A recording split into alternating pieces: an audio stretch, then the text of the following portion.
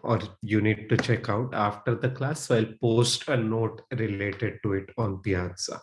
Okay. So that you have a sense of what you can do after class to make sure that you that learning happens outside of the session as well, right? So we can do that.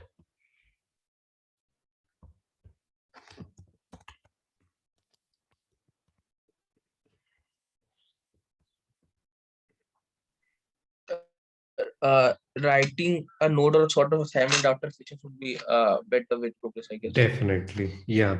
So we will have full-on assignments, like, and I will be sharing one on Piazza after today. Okay, we will have that for sure. But also, there will be some, oh, try to do this after class, like those things. I'll post it as a note on Piazza. Okay. So we'll try to do both of those things. Yeah.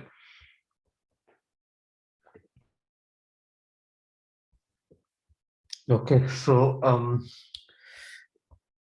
I think let's give it one more minute. I think we are almost, we've given 5 already. We are recording now, right? And Japneet, you're the host now, right? Yes, yes, yes. Thanks a lot, Arushi, for joining and doing that. Yeah, I think this must be it. I don't think, like, we've given people 5 minutes, so I think we're good to start, people. Right. So first question: how many of you? I'll repeat it because some of you joined it again. How many of you have opened Piazza? Have opened the course page on Piazza?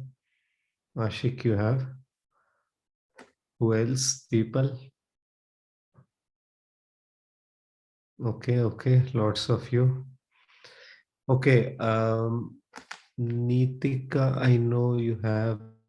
Raghavendra, have you opened Piazza yet?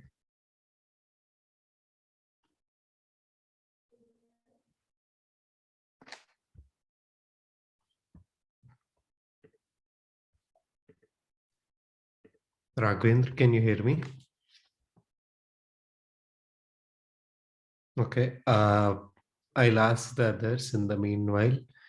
Gopal Krishnan, have you had the chance to open Piazza yet or Yes, register sir. on I it? have went through the Okay, PowerPoints and great, all. great. Okay, cool. So the reason why I'm asking this is, like, if you're having any issues, No, I am not able. you're not able. Okay. Yeah. Okay. Okay. Let's after the class, why don't you stay back? And if you would like some help, registering on Piazza or trying to figure out what are the different things, I would be happy to work with you on that. Let's do that then. Yeah. Cool. Cool. Okay. So this is for everyone else as well. If you have any issues with Piazza or Spider, let's sit after class tonight. Okay. And again, second question is, how many of you have been able to install Spider? Still people joining in. Okay. A few. Good. Good. Okay, those of you again that are struggling with Spider, I would really like to, sit with you, make sure that you have Spider up and running, because we are sending an assignment out at the end of class tonight. So after class, please hang around, and if you've run into any issues while trying the instructions, I'll be happy to help you figure that out. And if you've not tried the instructions and if you've not opened Piazza, please do that tonight. Okay. That's really, really important that you do that tonight. Okay. I'm repeating that. Cool. So, yeah, I think we are good to get started now. I'll share my screen shortly.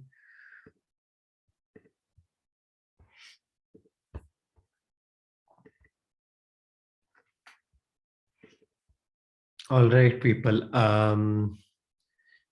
Anyone want to remind me what we were discussing towards the end of the last class? Slicing Slicing of strings and indexing. Yep. Using index. Index slicing and indices of lists. Thanks, Ramcharan. Thank you. Thanks a lot. So let us quickly, go over that part like as a, okay. Hold on. Can you see my screen now? List indexing continued. Can Yes, sir. Great. Again, Saket is fine. Sir is okay, but Saket is better. Yeah, cool. So continuing what we were discussing last time, right? List indexing, right? So you have a list, and again, remember, list is a type or a data structure that gives you a sense of ordering. Okay, and that's what Python is for, right? That's what it's used in Python for. And here, the sense of ordering that you get, or the way you communicate the order of things to Python, is by saying, okay, we start with the square bracket. You have 1, comma, 3, comma, 5, comma, 4, comma, 6. Okay. So that essentially means it is the number 1 followed by number 3, followed by 5, 4, and 6. Okay. Now, again, this example might be confusing. There's no sense of greater than or less than. There's just a sense of what comes after the thing that you're looking at right now. So you're looking at 1, 3 comes after it. Now you're looking at 3, 5 comes after it. You're at 5, 4 comes after it. So it's just a sense of ordering, people. It has nothing to do with the values. Okay. And then you have indices, and you can access them using square bracket and an integer, and the integer corresponds to the index. And again, remember, the counting starts from 0. So this is element 0, 1, 2, 3, and 4. Okay. And then we discussed how ranges are specified in Python. So suppose you need numbers in a certain range. Okay. And you'll see why this is a very important construct and why this is used in Python, right? And why you have this kind of a functionality in Python to specify ranges. Okay. So you have 0:3. You start with element 0, element at index 0, and you keep going until before index 3. So what's before index 3? 5. Okay. So therefore you get 1, 3, 5. Okay. I hope there are no questions here. Any questions here on the recap?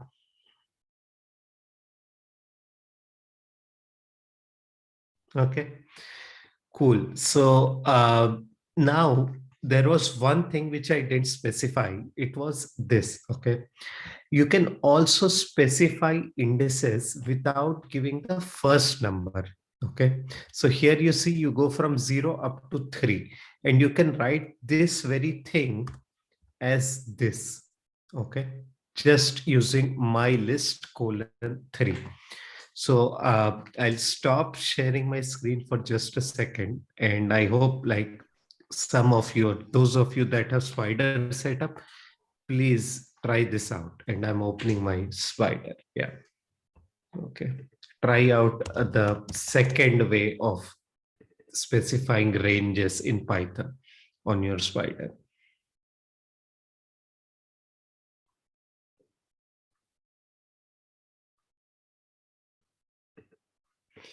Okay, I'm writing my list again.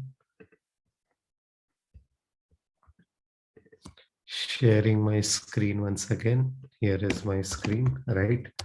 1, 3, 5, and 4, and 6. Okay. Now, again, what I was talking about is this thing gives you starting at 0, going up to everything before index 3, right? Boom, before index 3, 5. Now let's say I do the same thing without the 0. Okay. Boom. It's the same thing. And you just are not specifying the 0. You're just saying that, okay, give me everything until before index 3. Okay. Now, similarly, you have my list 2 colon. Okay.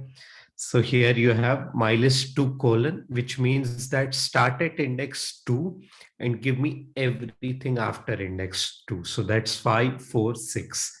Okay. So here you go. Let's try that again. And I'm asking this again. Is everyone able to see my screen? Is the font size legible, or should I make it larger, or is it good for now? Fine. It's fine. Okay, okay, great.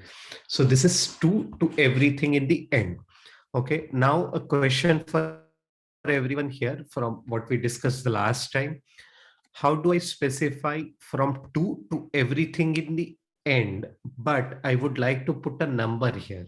Okay, what number should there be to get the same thing? If I were to put a number, not that I would like to do that because I already have this shortcut, but just so that I'm sure you understand it, if I wanted to put a number here, what would that number be? And again, my list looks like this. Okay. -1. Great. So -1. Yeah.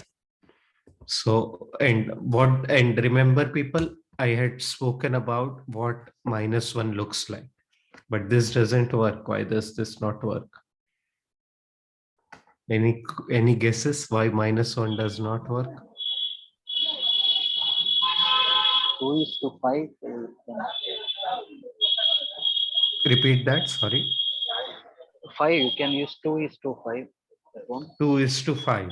Let's see what that does. 3, 4. Perfect. But why does -1 not work? It's excluding the 6 because 6 is the -1. It will be excluding this. Sorry. 6 is the Repeat. last digit will be a 6 will be -1. It was rejecting that one. Just asking out. Yes. So it's always until before the index, right? So here the index of the last element is 4, right? Because you start from 0, 1, 2, 3, and 4. And therefore, if you do 2 to 5, it gives you the last element. And if you do 2 to -1, it will say before 6. So you only get to 4. Okay. Does that make sense, everyone?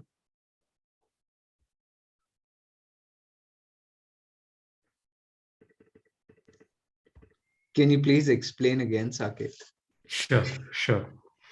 So how many elements do we have in this list? 5 elements. 5 elements, right? What's the last index?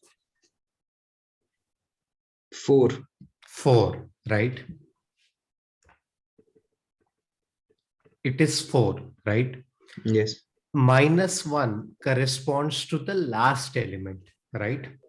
Okay. Now, what happens is when you give -1, it will give you everything until before the index. Okay. Okay. Right. Here it was until before the index 3. Yeah. Okay.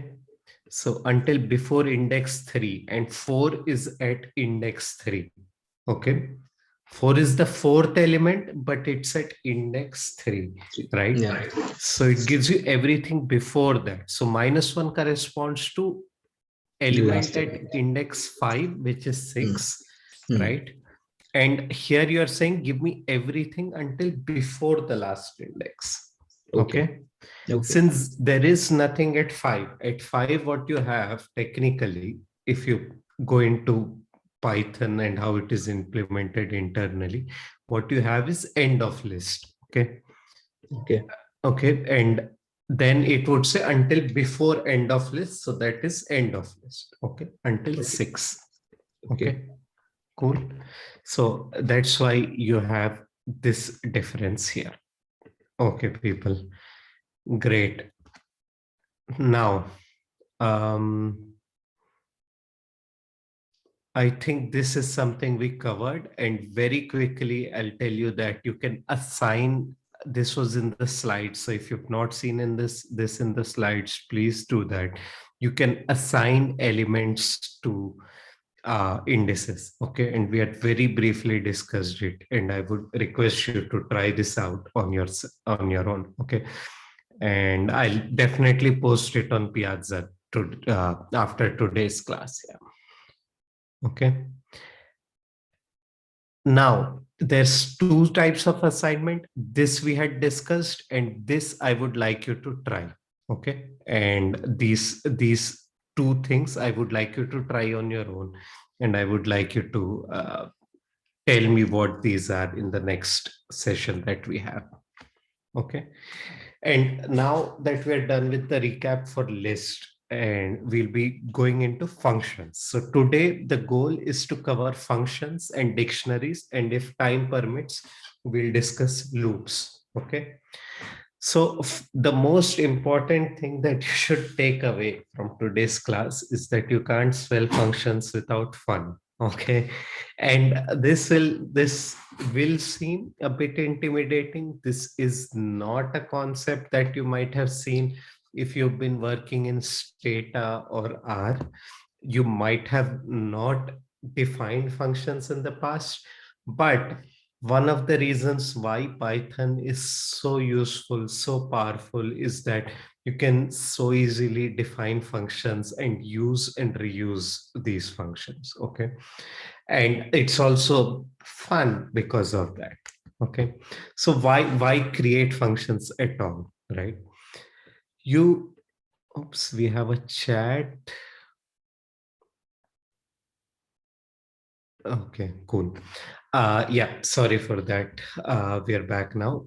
And so why do we create functions, right? Because functions help us reuse code instead of writing the same parts over and over.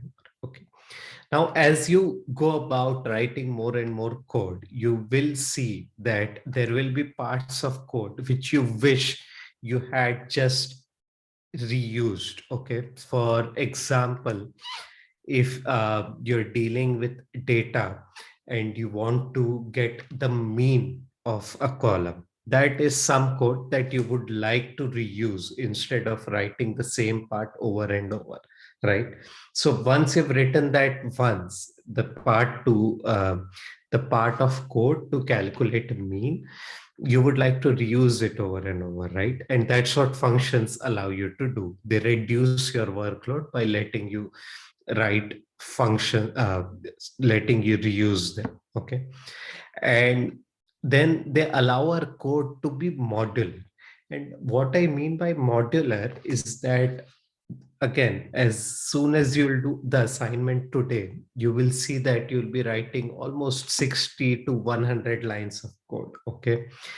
And you would like for that to be readable and understandable. Okay. And when it is modular, you know which part does what.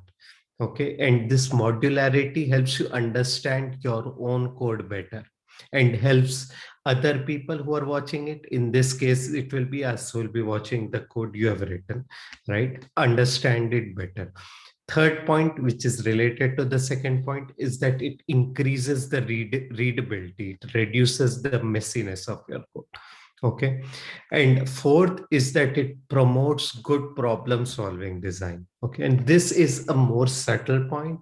And you'll see that if you restrict yourself to writing reusable and modular code, you will start to solve problems a lot better. Okay. And this will be something that comes with a lot of hours of coding. You'll have to get to at least 20-30 hours of coding to see how your problem solving improves with better code. Okay.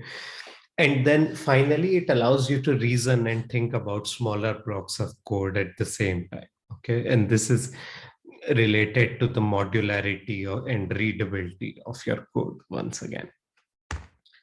So functions are multi-step operations that we define. Okay. So this is something that we tell Python.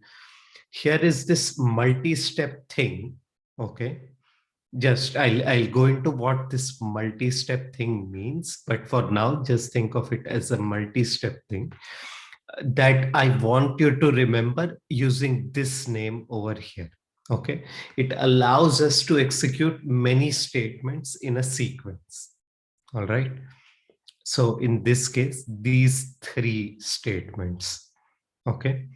Now here is a very simple example of a function. We once again have my list.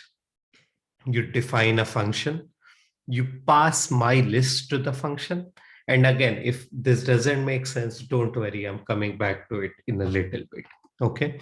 And the function is designed to calculate the average of 3 numbers in a list. Okay. And return that very average. And if you redefine this list, and you get the average of my list, right? And again, see that it has been redefined here.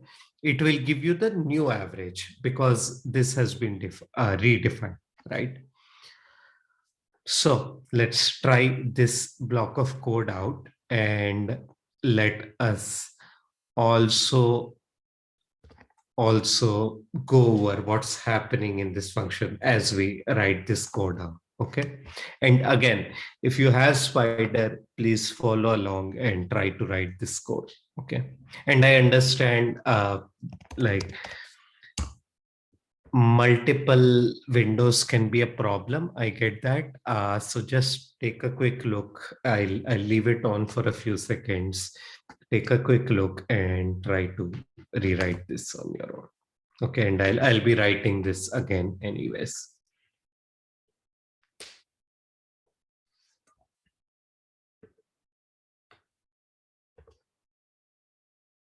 Okay, so let's do this. My list, we define it as 2, 5, 9. Again, people, it's an ordering of 3 numbers. In this case, it can be any number of numbers, but in this case, it's 3. And the order is 2, 5, and 9.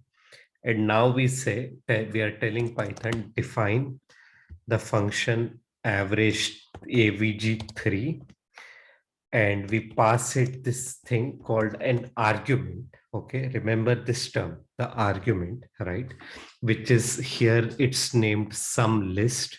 Okay, and as soon as you press enter, you will see that there is an indent here.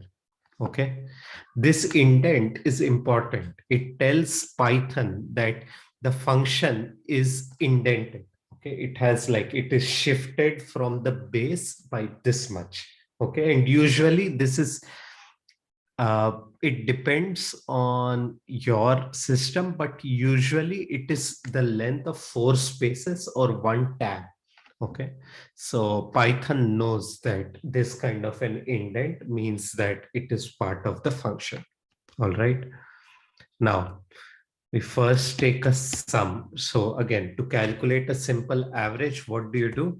You take the sum of 3 numbers, right? Oops, this shouldn't be my list. Yep, this should be some list.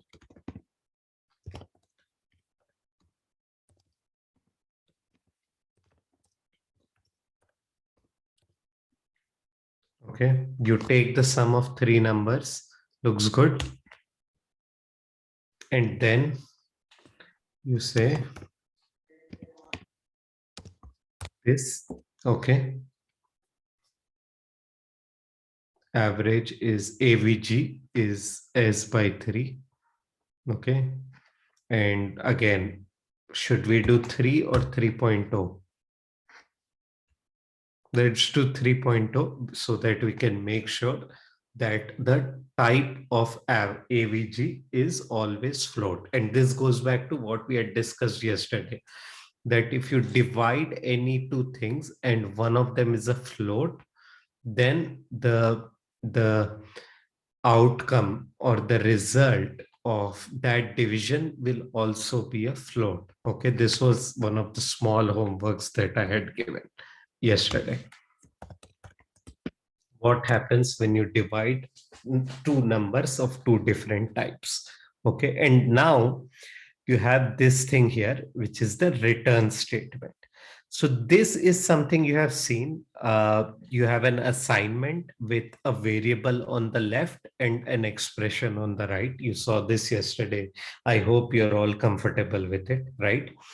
Again, you have something similar. You have an assignment with a variable on the left and an expression on the right. The expression on the right is evaluated and is assigned to the value on the left, to the variable on the left. Now, this is a new thing. Okay, this is the return statement. And every function must have a return statement. Okay. And this is also where the Python interpreter knows that, okay, this is done. Like this is where the function ends. Okay. So again, remember, I mentioned that Python, you're telling Python that execute these 3 lines. And this is where Python knows that, oh, this is where the third line ends or the function ends. Okay. And I can close this again. I pressed backspace to end the indent. You don't always have to do that. And I'll press enter to end the definition of this function. Okay. Now notice how colors are different. Okay. So def is something that is defined internally in Python. So it has this different color. I think this is a pink or purple. I am guessing because I'm also colorblind. The yellow is the integer or float, like the values that you have.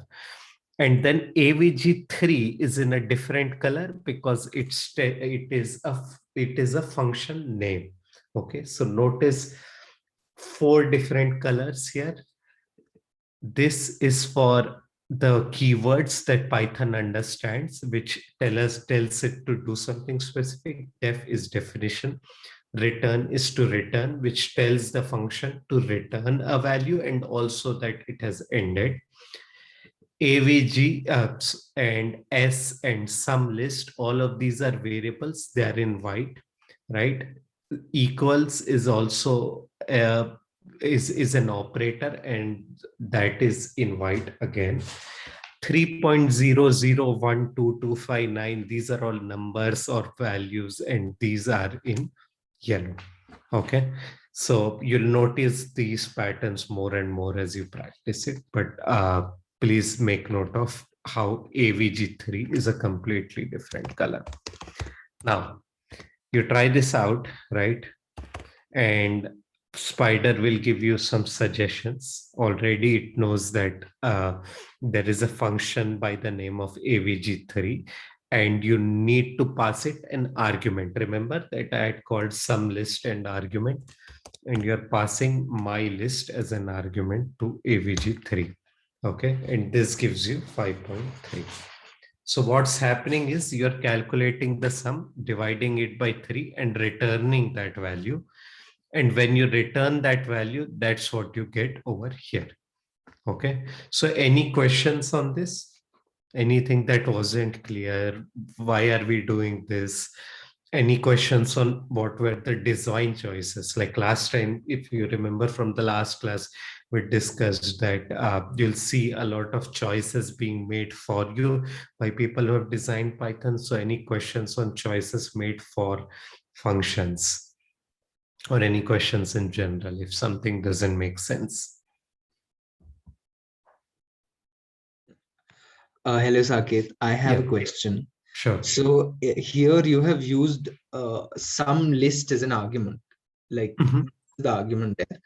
And so how does Python actually knows that you're talking about a list and not just some random variable like A or B Yep. individual. Yes. So that's the thing. Python does not know that. In this line, Python does not know that. Okay. But here, if you were to pass instead of some list, if you were to pass a variable which were suppose of the type float, right?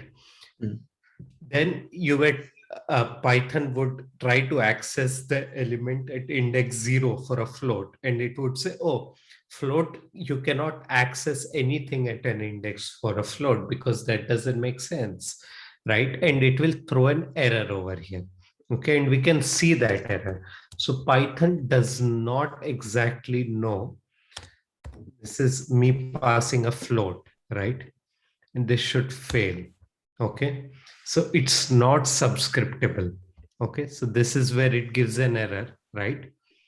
So it says that some list, it tried to execute some list 0, access something at index 0, that failed, and therefore it is not the right type of argument, but it's not very explicit in that error message if you look at it, right?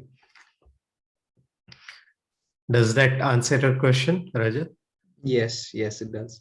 Cool. And the other thing is there are some programming languages like Java where you can specify what is the type of this variable. Okay. And in Python, one way of doing it is to put a check with the type. Okay. Remember that we had that thing for type the last time, and we had like the type function, right, where we were doing something like this from last class. So you can add this kind of a check in your function. uh, you can just do type equals float, and we'll go into those checks later if time permits. Cool.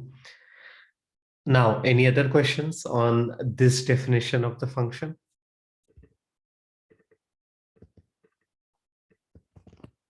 And note that you don't have to pass it a variable named sum list. You can pass it any variable as long as it is of the type list. Okay, so let's try this, some other list.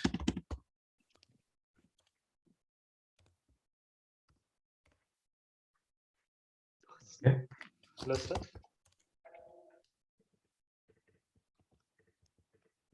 Hello. Yeah, was someone saying something? Yes, sir. Actually, I got it wrong. It's something like, what is this?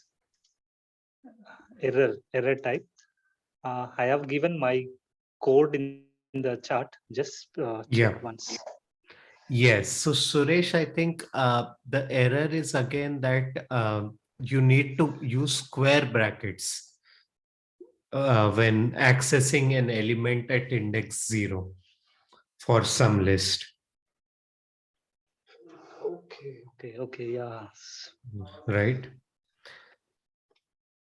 This was also the case yesterday, I think, but yeah. And it's fine. It's totally fine.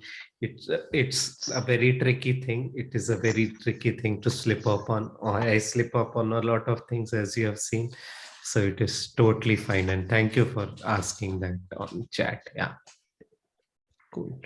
So I'm just going to pass another list to this. And what will be the output? Any guesses, people?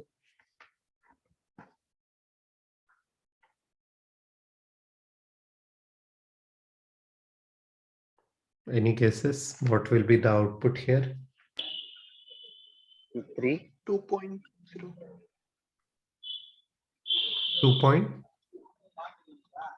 0. 2.0. Yep, that's right. Yeah, it will be a floating number and therefore it will be 2.0. Yep, great job. Cool. And great job was for, I'm sorry, who was that that said 2.0? I didn't go. Ram Charan, was that you? Yeah, not. Oh, okay. No, it was me, Akash. Oh, Akash, great job. Thank you. Yeah, I'm having trouble finding the speaker because my screen is a bit small. Yeah, thanks. Cool. Now, okay, so that's what it does. Okay. Now, let's go through what's happening in the function. How do you define a general function and some of the, more basic concepts surrounding a function. Now, this is what a function usually looks like. You will have the keyword def, then you will have the function name, right? And what was the function name in our case, people? AVG3. Average Right. 3. AVG3, right? And then you will have these circular brackets, right? Not square brackets. You'll have circular brackets here. Okay. So remember, whenever you're dealing with functions, you'll have circular brackets. When you're dealing with list, you'll have square brackets. Okay. As a rule of thumb. And then you have all the arguments that are passed in as inputs. Okay. So you have input 1 to n. And in our case, what was the input? What was the name of the input that we had given?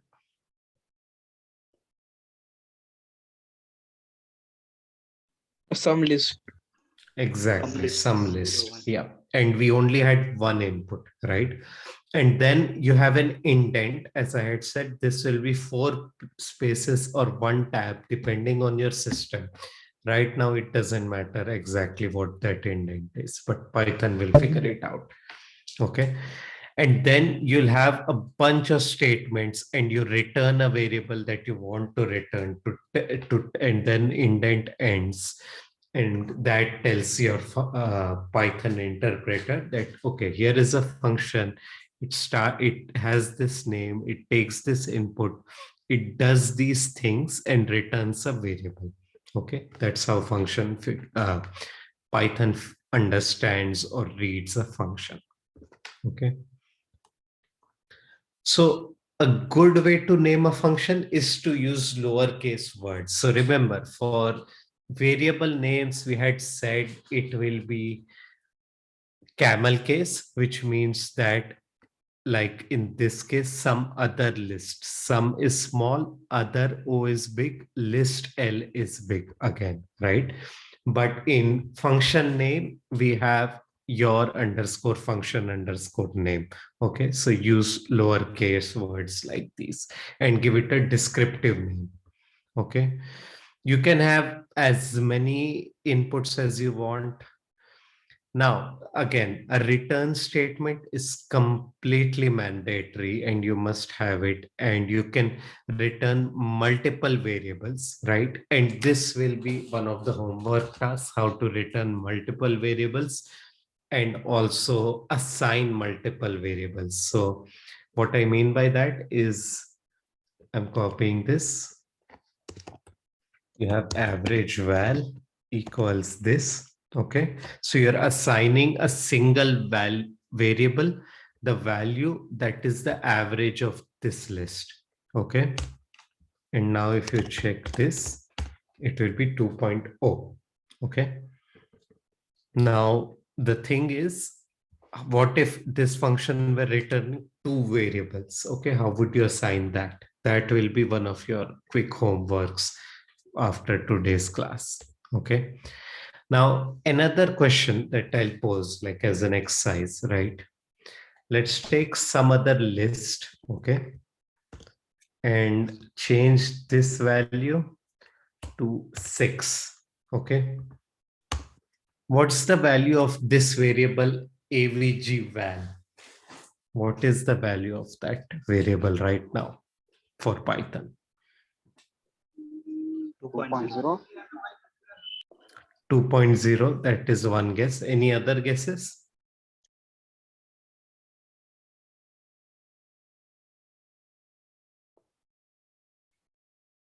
Cool. I think everyone's clear on that. It is right. 2.0 is right.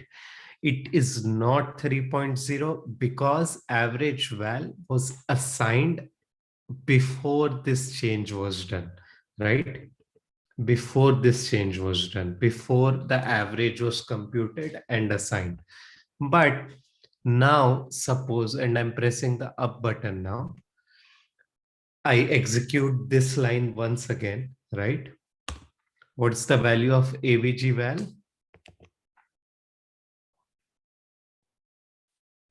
.3. Yep, it's 3.0. Yep, cool. So remember that the value is assigned only when you do an assignment statement. And even if one of the underlying value changes, like the list changes, it is not going to change. The value of the AVG val is not going to change. Cool. And this will be one of your small exercises after today's class. Yeah. Now, how do you create a function, right? So usually they should have a contract, right? Every contract has three parts, usually: function name, domain, and range. Okay, so this is something that you might have seen if you've done any kind of mathematics, like elementary mathematics, that a function goes from a domain to a range, right? You might have seen that. Even in high school math, you might have seen that, right? So your function usually expects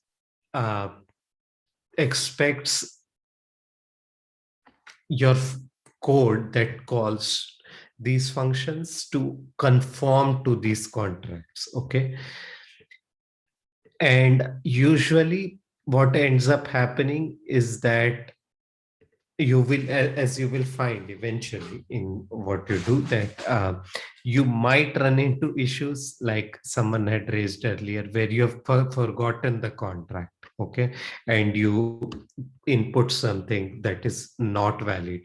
And how does Python take care of that? By throwing an error. Okay, that's its favorite thing to do, to throw an error, right? Now, any questions on the contract or any questions on what we have covered here before I move forward? What's the domain? What is the range? And how will Python figure out if you're conforming to the domain or range or not?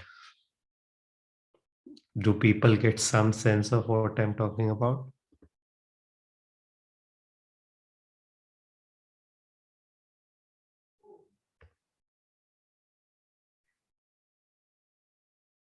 Okay, cool.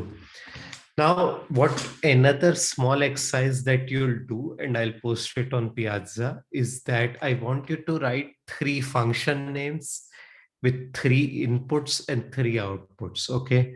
And you are not allowed to use AVG. Okay. Use something of your own. And I would like you to think of, while you're defining these functions, I would like you to think of what we had discussed in the very first slide about functions, which was that why do we write functions, right? We write them so that we can reuse code. So think of something that you would reuse in whatever profession you are in, be it as an economist or as a political scientist, right? What would you do? So just write definitions here, right? And see what you come up with. It will help you construct the idea of a function well. Okay. So please do that, and I'll remind you of that on Piazza. So the following slides that I'm going to go through will talk about the scope of variables. Okay. And this will save you a lot of future headache and trouble. So I really hope that you pay attention and ask me as many questions as you can. Okay. So in Python, the way, and you have seen some example of it, okay, already here, right? That it was 2, and even when we changed the list, the variable remained 2, okay? There is a table of variables with their names and their values. Okay. Internally, you won't see that table anywhere. You can't access it right now. I mean, there are ways to access it, but you don't access it right now, right? And similarly, there is a table for function names and their associated functions. Okay. So that table has two parts. There are preloaded functions, right, which come as a part of Python, and there are user-defined function, which I will refer to as new functions during the course of today's lecture. Okay, so we have seen one preloaded function before, definitely at least one. Any guesses what that was? Some. Average. We Some. haven't seen some yet. I didn't use some, but some can be that. It was mentioned in the slides. Yes, but there was a function that we used in the last class on Saturday.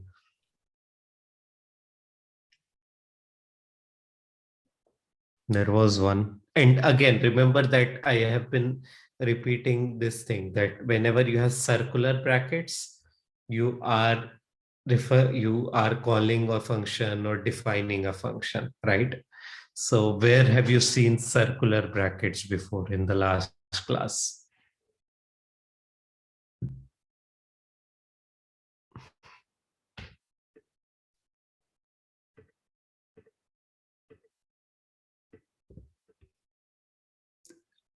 Who remembers type? How do we write type? This way, right? And this right here is a circular bracket. So this is a preloaded function. Okay. So some are preloaded, which are part of Python, and some are user defined, which we'll call new functions. Okay.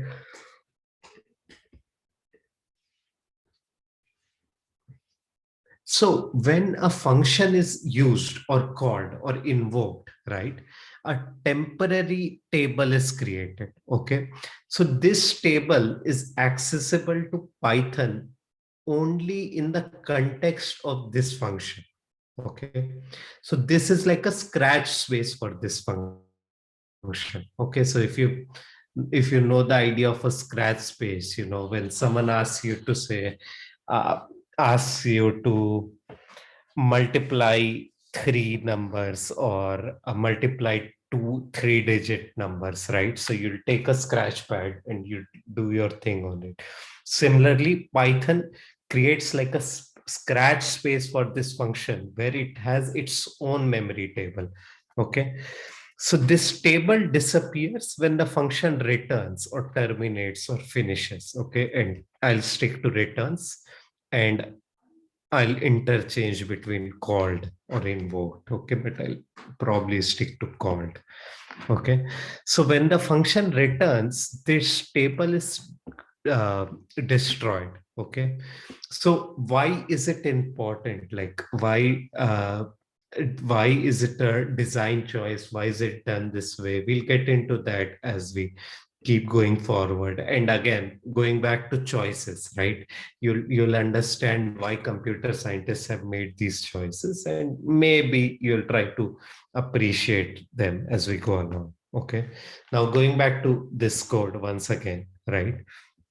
Right now, you have a table of variables. You have not executed anything here, right? So follow this array. This array means what have we executed so far, and everything below this is something we have not executed. So if you're at this point, you have variables, which is empty. You have preloaded functions, which is type, right, which we have discussed, and some could be another one, but that's why you have the dot dot dot, because there are a whole bunch of other preloaded functions. And then you have new functions, which right now is nothing, right? There are no such things because you're still here at this green or orange arrow, right? So the first line is executed. Cool. We have a variable of name mylist, which has type list and which has the value 259, right? Now, after this, what you have is you have a function avg3, which is passed SL, which is shorthand for sum list. It wouldn't fit here, right? And the input is list and the outputs are float, right? And you have that in your table of new functions. You move forward. Now you invoke or call avg3, right? And now what happens is that Python creates this scratch space, right? This is a table specific to only the execution of this function, okay? It goes there and then it creates a new table of variables where the name of the variable is SL and the values are 2, 5, 9, okay? And then you have S, right? Again, a variable in the scratch space. It's not in this common variables wallet table, okay? Like the one behind this, okay? It's in the temporary scratch space, okay? And then you again have AVG, right? Which is 16 by 3, which is 5.333. And finally, you return and you go back to this place and you have a return value. As soon as you return, the scratch space is gone. Okay. Does that make sense to everyone? Any questions on that? Any questions on what happened here? What was the scratch space? Why was it erased and so on?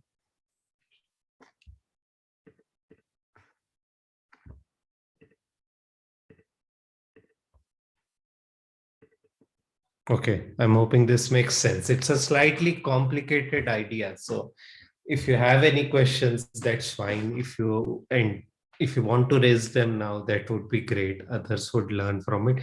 If you don't, that's also fine. You can raise them on Piazza, any sort of questions that you have.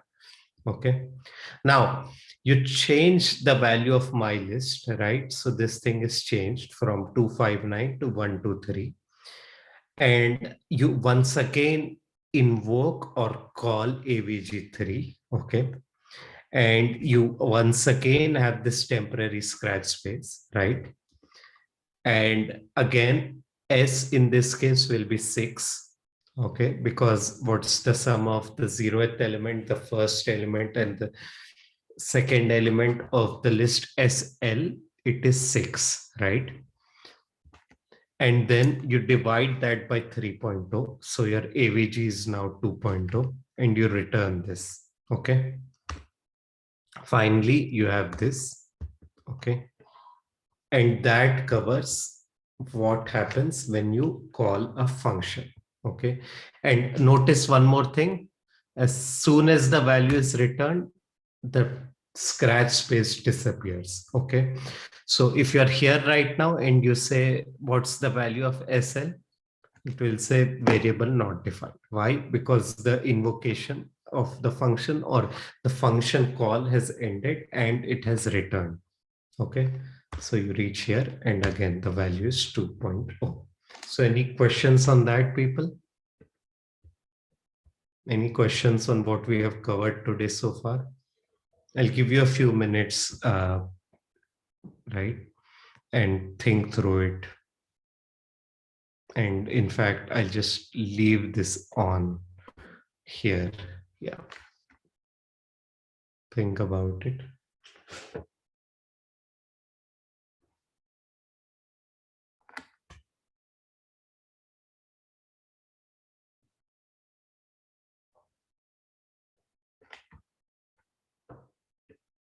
Okay. Okay, no questions. So either I'm doing a great job or a really bad job at explaining this. We'll find out more during the assignments. So now we can go to the next topic, which is dictionaries. But that was functions, and I hope you got something out of it. Okay.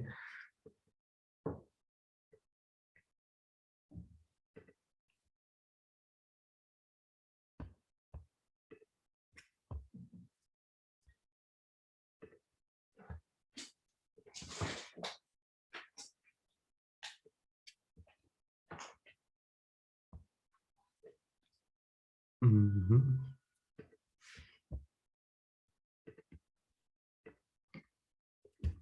Give me a second, people. I'm opening up slides.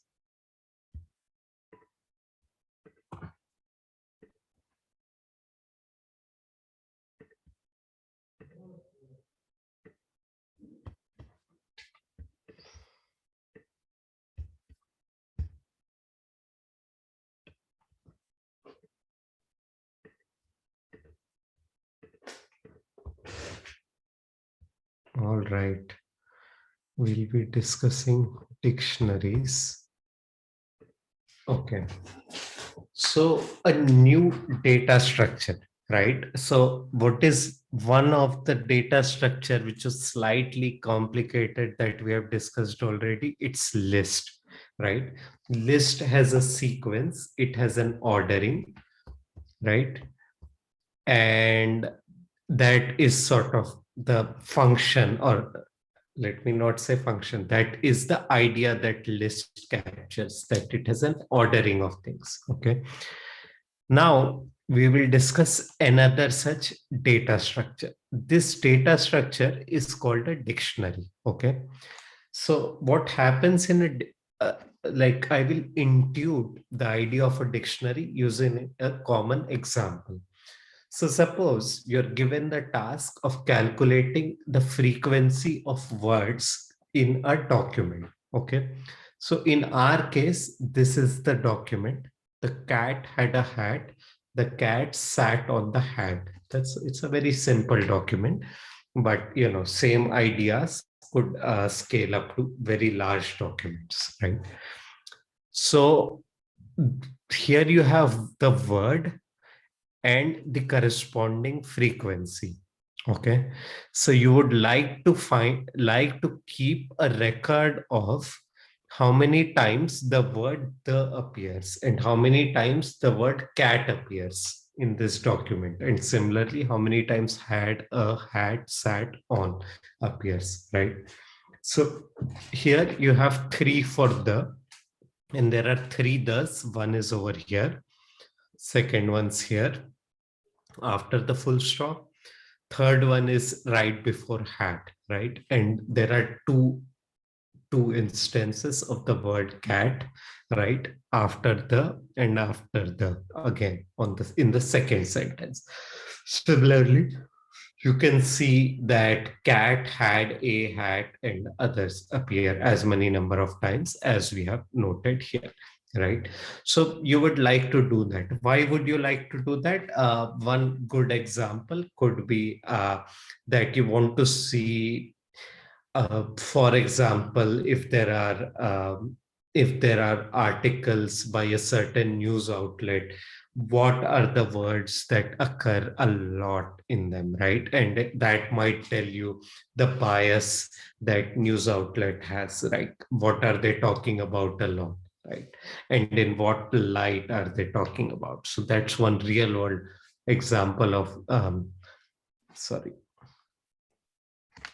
of where you would like to count the frequency and keep track of the frequency of number of words. Okay. So you want to associate each word with a frequency, and that is why you have these two things, which are keys and values. Okay. So you go from keys to values. So one thing you'll notice is that the keys are unique, but the values need not be unique, right? And that's the same for frequency. When you're calculating the frequency, the words that you want to count the frequency for are unique, but the frequencies itself, the number of times they appear in a document, are not, right? Now, these are key value pairs. Okay, so the key is the and value is 3. Key is cat, value is 2. Okay, so usually you have always you will have pairs of these things. Okay, the key going to a value, unique key, repeatable value, right? And this forms a dictionary. Okay, now do not confuse it with dictionary in the English dictionary sense where you have the meaning of a word, right? Here we call it a dictionary because there is a key and there is a value, right? And yeah, this is one of the choices that computer scientists made that are not so great. And you'll find some of these other choices as well, right?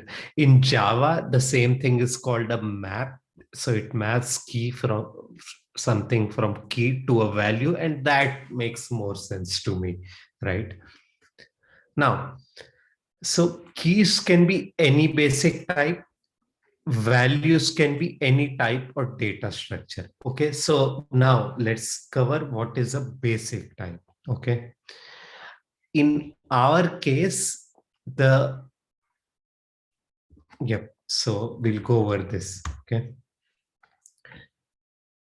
all of these are basic types. Okay, strings are basic types, floats are basic type, integers are basic types. There is one thing which is not a basic type, and it is a data structure in this table. Okay, so any guesses what is not a basic type in the value type column, and it is a data structure? So any guesses, people? List. Exactly. List is not a basic type. It is a data structure. And the reason why it is a data structure is that it is composed of something which in itself can be of the basic type. Okay. And again, same can be said of the string, because string is composed of characters or other strings, right? But list is a bit more complicated than string, and that's why it's considered a data structure, and therefore it cannot be of the type key. Okay, like it cannot be a key in any dictionary, and it can only be a value.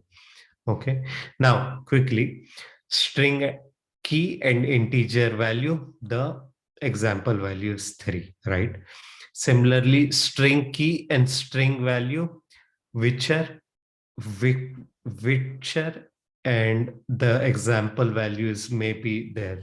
This is social security number, which is a common thing in the US, right? So like how many digits is that? 9-digit identification number with 2 hyphens in between. So it's a string, right? And then suppose you have a dictionary of float going to string, where the key is of type float and value string of the type string, where 1.0 points to 1.0, right? The literal pronunciation of the number 1.0, and similarly 2.8 points to the string 2.8, right? The literal translation pronunciation of the floating point number 2.8, right? So you can have all of these example keys and values with these key types and value types. One exercise for you to do is please check, even I would like for you to do that after the class. What happens, what is the error you get if you try to assign the key to be a list? Okay, what is the error you get, and post it on Piazza under the question that I post for after class questions. Okay, so next, each key in a dictionary is unique from others, as in only, and is only present one time. So I'm just reasserting this, right? It's impossible to store the same key multiple times. So the question is, what happens if you try to store the same key multiple times? What is going to happen? We'll look at that. Okay. Now, another thing with dictionaries is that you use curly braces for them. So for functions, we were using circular braces or brackets. For list, we were using square brackets. And for dictionaries, we'll use the curly brackets. Okay, so I hope everyone is aware of where the curly brackets are on their keyboards, right? On the top right corner usually, right? But when you're accessing something in a dictionary, you use square brackets. Okay, so here you're accessing something, like you're specifying a key. So here it is square brackets. Okay, so let's try this simple example out, right? I'll clear all of this by typing clear and pressing enter. Okay, so you have the dictionary frequency, and this is called initializing a dictionary. Okay, you have this. Now, if you check what frequency is, FEREQ fric is, it is an empty dictionary. This is called an empty dictionary. Okay. Now, we now assign this thing. Oops, sorry. You can use, oh, this should be single quotes. That's what I have introduced you to, right? Okay, so what is happening here? Again, this is an assignment statement. On the left side, you have a variable with the key in the square brackets, right? The variable is a dictionary with a key in the square brackets. So this is similar to how we were doing my list 0 for the list, right? And on the right side, you have 3. Okay. So remember, in the my list example, we had assigned to a certain index an arbitrary value. Here it's similar, that we are assigning frequency of the word the to the key the. Okay, the frequency is 3 and the key here is the. Okay, and now if I print FREQ, I will have this, that hey, you have this map that goes from the to the value 3. Okay, that's how Python will store it internally. Okay, now similarly, we can do a very similar thing, which is the frequency of the word cat, and this is 2. Oops, sorry guys. Again, it's very common to make mistakes, and if you're making mistakes, that's okay too. Okay. And now your dictionary goes from the to 3 and also from cat to 2. Okay, so it has 2 keys and 2 values corresponding to each key. Okay. So any questions on this so far? Any questions on what we have done? Any questions on dictionaries? Anything that doesn't seem intuitive, or why are we doing it this way? Any question of any type?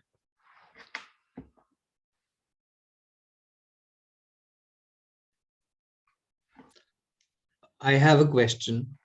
Sure. So you Rajat, initialize, yes, you initialized a dictionary with the curly bracket.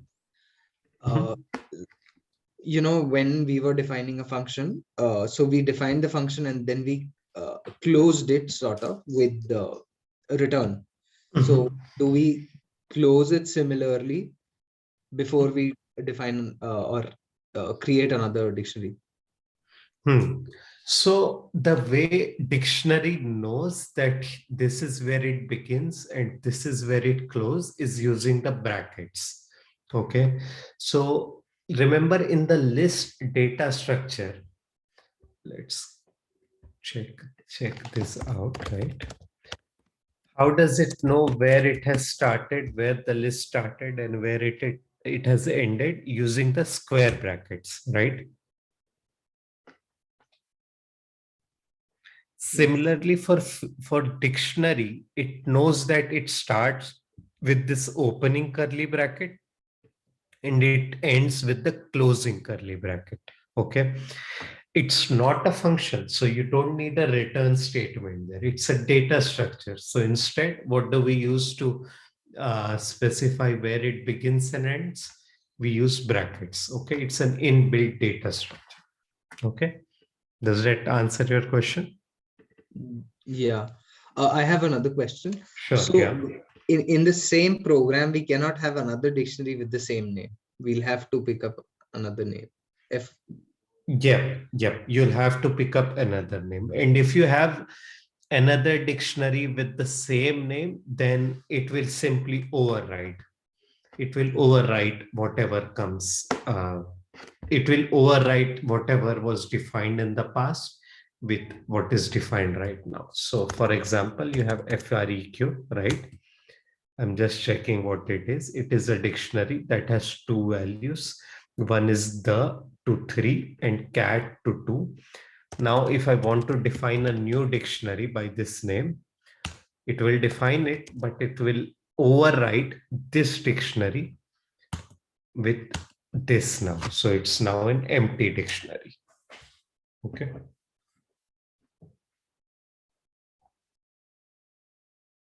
Cool. Cool. Any other questions, people?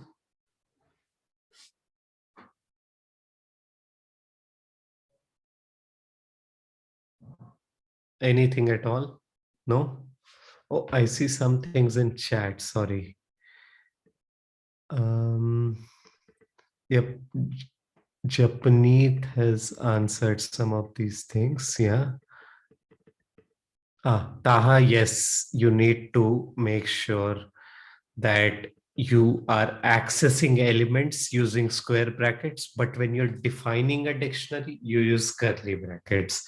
That's a bit of a twist in dictionaries as compared to list. In list, when you were defining the list, you would use square brackets, and when you were accessing elements at certain indices, you would also use square brackets. But in dictionary, when you're defining the dictionary, you use curly brackets.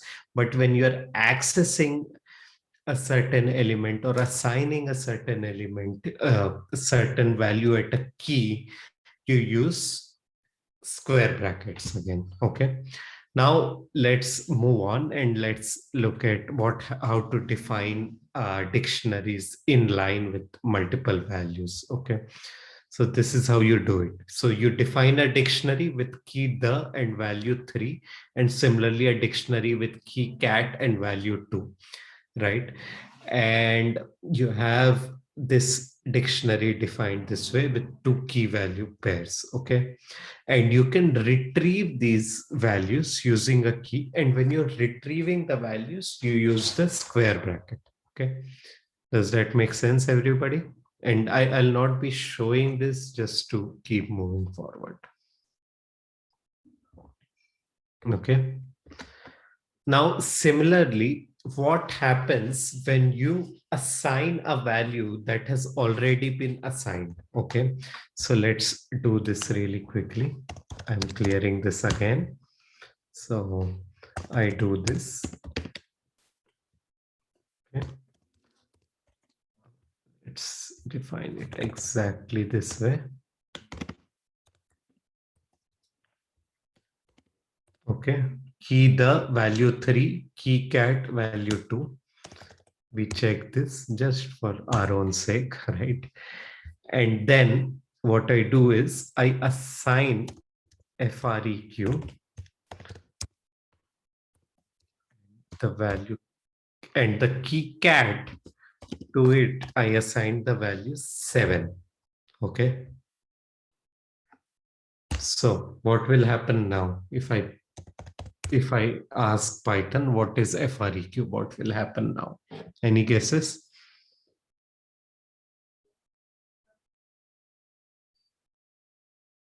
Any guesses, people? Come on. I think you know what will happen. It overwrites. it'll overwrite. Yep, it will overwrite cat's value to be 7 instead of 2, right? Now, let's do one more tricky little thing, which is being done here, okay? Now, this is important. And again, if you go to my slides from yesterday, you will see that there is something similar for lists as well as an example. Okay, so I do this now. And what will happen if I ask Python what is FREQ here? What will be the value corresponding to the key cat? We'll add 7 plus 1. Yeah, and what will be the value there for cat, for the key 8. cat? 8. That's right. Yeah, thank you. So what's happening here, right? Let's look at this statement. Okay. So again, you have an assignment, right? Remember in the very first class, we had discussed expressions. So you have an assignment, right? And on the left side, you have what you are trying to assign, which is the value for the key cat in dictionary FREQ, right? This is what it means. Sorry, just this part, right? And on the right hand side, you have another expression, right? So first, this expression on the right hand side will be computed and assigned to the thing on the left hand side, right? So let's look at what is the expression on the right hand side. So you access the value for the key cat in dictionary FREQ, and that is 7, right? You add 1 to it, so 7 plus 1 is 8, and you assign the value 8 to whatever is on the left, which is the value for key cat in the same dictionary, right? So you have, once you have done this, that is when you do the assignment, and therefore it is 8. And Python does not get confused that, oh, aren't we incrementing this by 1? Like, it has a specific order to it. It knows that it has to execute RHS first, and whatever is the outcome of the RHS, it has to assign it to the LHS. Okay. Now, so this thing, write a function to get word frequencies. This will be what will be assigned to you in an assignment today. Okay. And this will be in our assignment. Okay. And so I'll not be going into these things right now. Instead, I'll discuss loops very quickly, right? But yeah, I would request you to look at the last not 2, 3 or 4 slides of the dictionary lecture on your own. All right. Now let's discuss for loop. But before I go to for loops, any questions on what we have discussed so far? I have a question. Go ahead. Just like there are predefined functions, are there predefined dictionaries as well?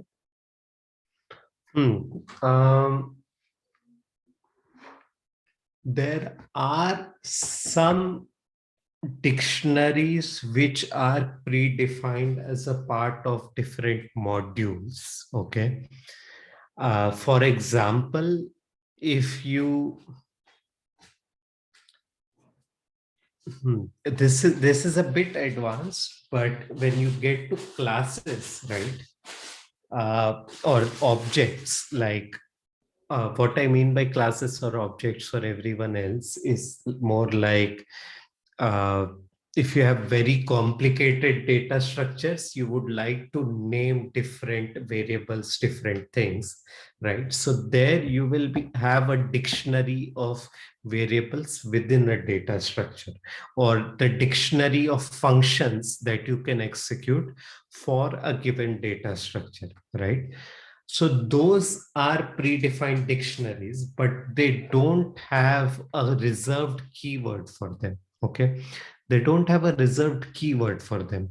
Like as in functions, you have a reserved keyword of the as an example, you have type, right? That's a reserved keyword. Or sum, that's again a reserved keyword. But in dictionaries, you don't have reserved keywords, but the dictionaries are predefined. Yeah. Does that answer it?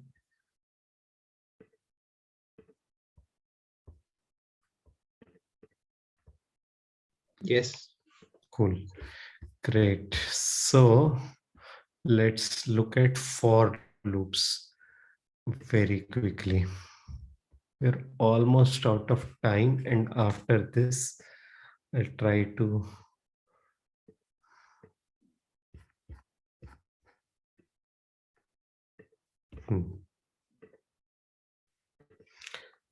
So this is a slight change of theme.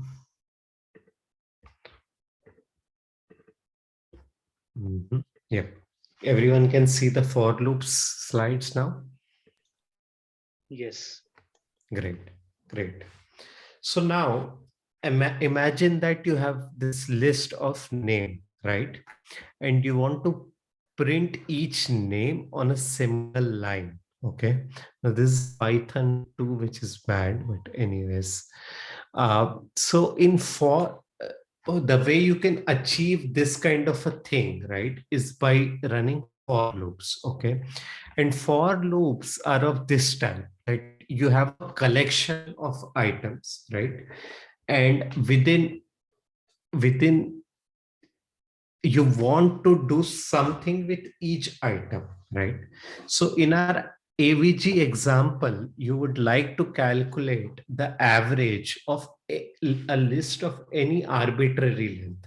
So if you go back to the example, right? Okay, it's not here, but if you remember it, actually, let me just show that to you guys.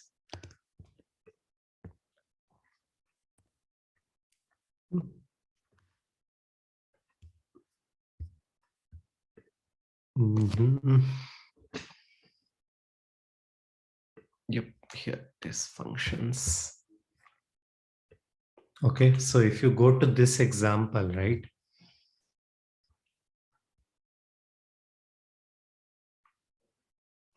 Right here, you're saying that access in element at index 0, 1, 2. So you are restricted to lists of length 3 over here.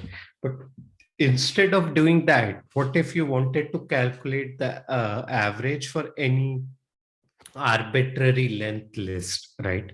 So what you have is, for every item in collection, you want to do something, right? And this statement is like an expression, like you want to do something. Okay, so this collection is either a list or a tuple. We have not gone into tuple, and tuple is something you will figure out if you try to answer what happens when you return from a function. Okay, that's something you'll figure out on your own. So let's skip the slides for now and go quickly to the example. Okay, again, let's define a function. Okay,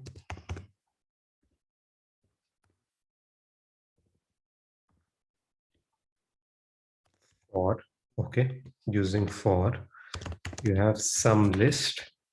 Okay, again, you see the indent here, right? Now, instead of doing this summing individual things, we would like to get a sum of arbitrary number of things. Okay, so you start with s equals 0.0. Okay, and then you see for some item in some list. Okay, s equals s plus some item. Oops.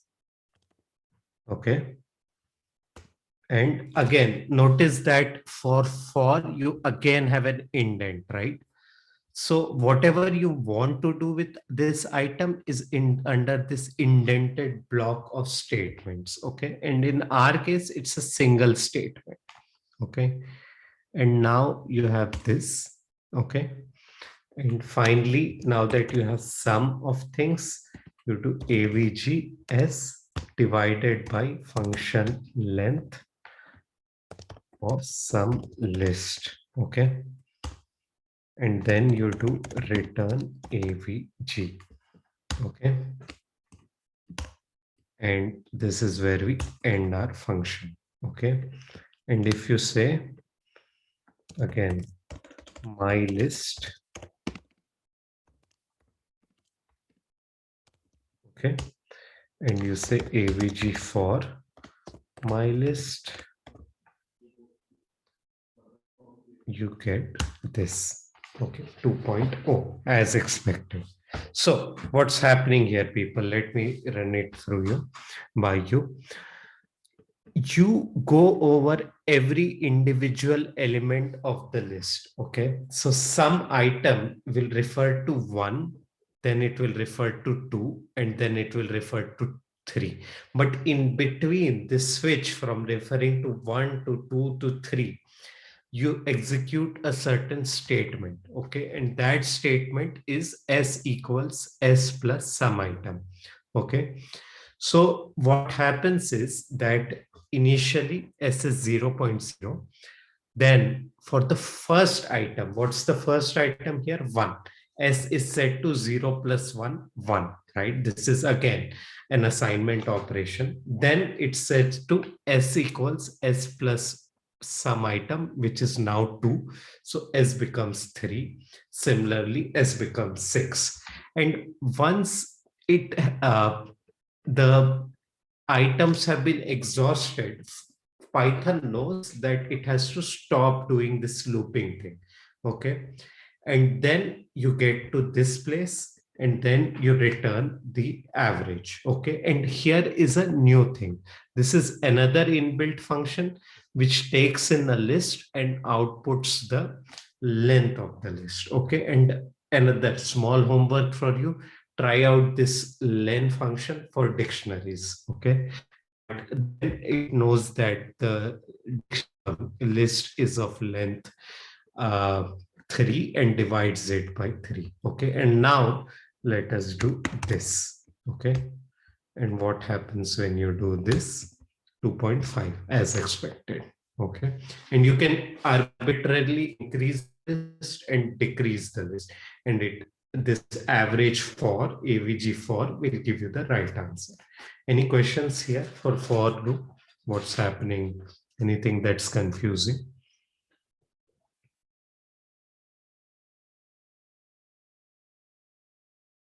Any questions at all? This is not a trivial idea, so I would really expect some questions here. Like what's happening in the loop? What is being updated? How does Python know what to do within a loop?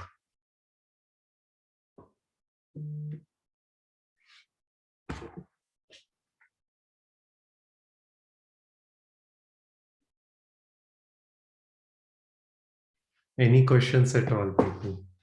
Why are you putting s equals to 0.0? Yes, good question. So that is something that we do because we want to initialize the value of s. And who asked that question?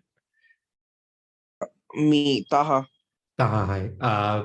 So Taha, you do that because you want to initialize the value of s. Okay. Now suppose you didn't have this statement here, right? S equals 0.0, just this statement. You didn't have it here, right? And you got to this place, right? And now Python has its internal scratch pad. There is nothing for s, right? And it sees that s is on the right hand side of equal to, right? And it does not have a value for s in its temporary scratch pad. So what will it do? It will throw an error. So therefore we start with 0.0. Okay. Yeah. And you can also do it in some other ways.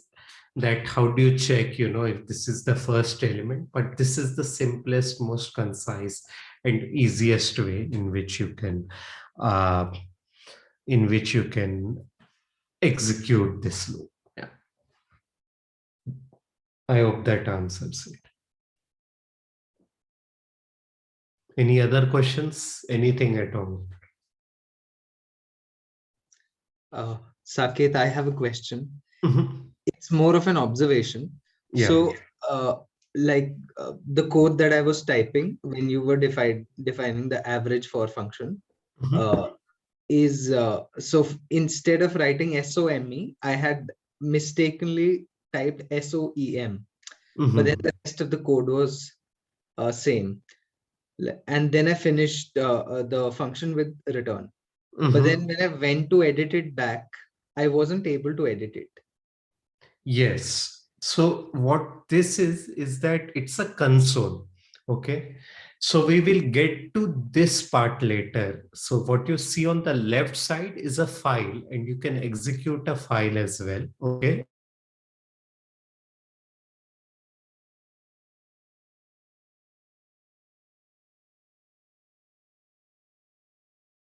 Executed line by line, and you cannot edit it after it has been executed. So as soon as you press enter here, right, in some sense the definition for average for has been fixed. Okay, you can overwrite it, that's for sure, but you cannot edit whatever definition you already have for the function. But if you want to do it in the file, then that's feasible, and we'll get to that in the next class, like how to define a function in a file. Okay, any other questions? Anything at all, anything in general related to Spider?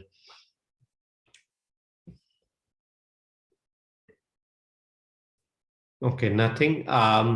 So we'll meet again on Wednesday at 6:30 p.m. and I'll post an assignment. Please do the assignment. And before the assignment,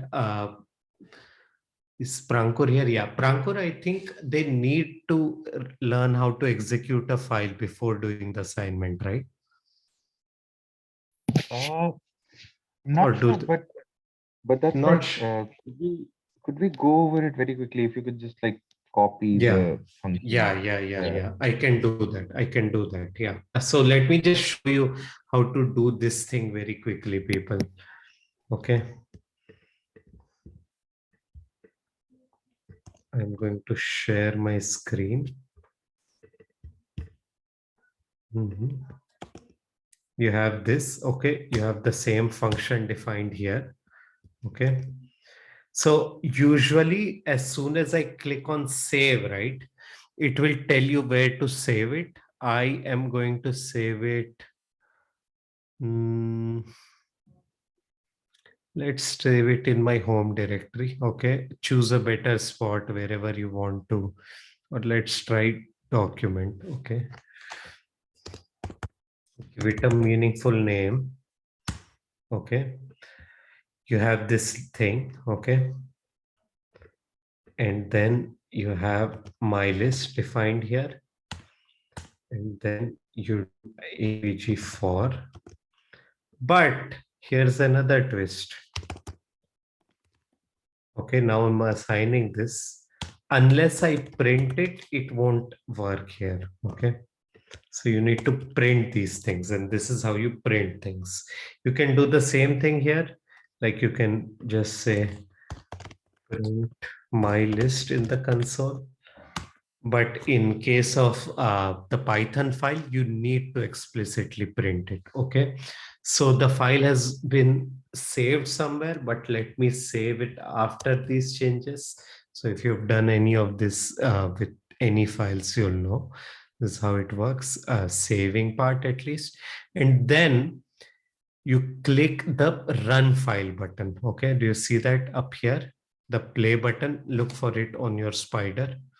Okay, and this should work. The console. Okay, this is what it does. Okay, as soon as you do run, it runs it here. Okay, and here is the output. Now suppose I change this, or let me rather do this. Okay, I print this again, so it will print two things, right? I do play the play or run button again. So it will print 2.0 and 2.5. Okay. So that is how you run a file. And now if you want to change something, right? Let's say you want to change some list to be SL, right? SL and again SL, and notice this cross mark here. It's giving you a hint. Oh, some list is undefined, Saket, right? And you press the run button again, it's 2.0 and 2.5. So that's all you need to do. You need to save the file somewhere appropriate. Then you need to make your changes here and you need to press run. Okay, that's all you need to do to run files. All right. Any questions on running Python files?